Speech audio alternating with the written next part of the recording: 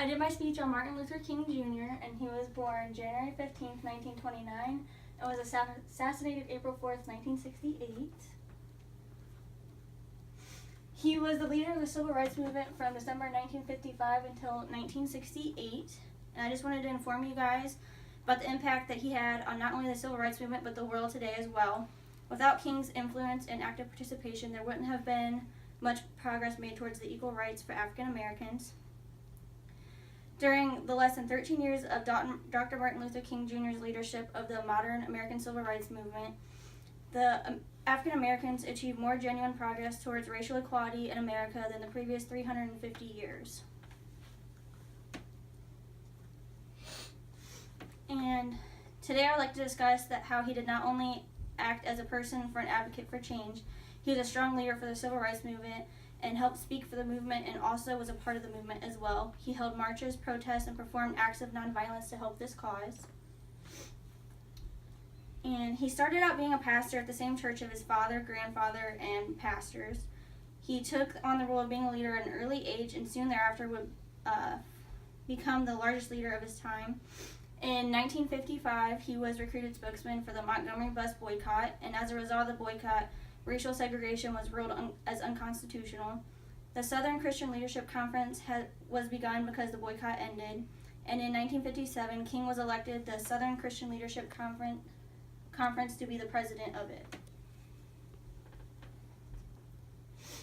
He was best known for his powerful words, nonviolent acts, and his I Have a Dream speech.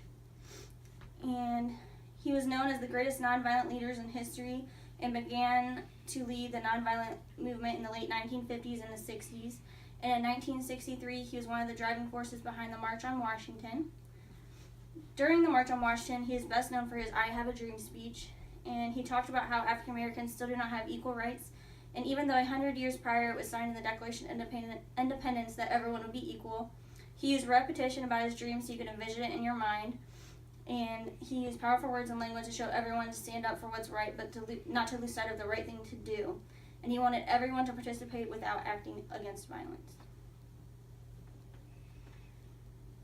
This one is called The End of the King, the Beginning of the Dream, because he was shot and killed by James Earl Ray on April 4th, 1968, and his death sent a shockwave to everyone, and violence spread like wildfire after his death, and that's when riots began.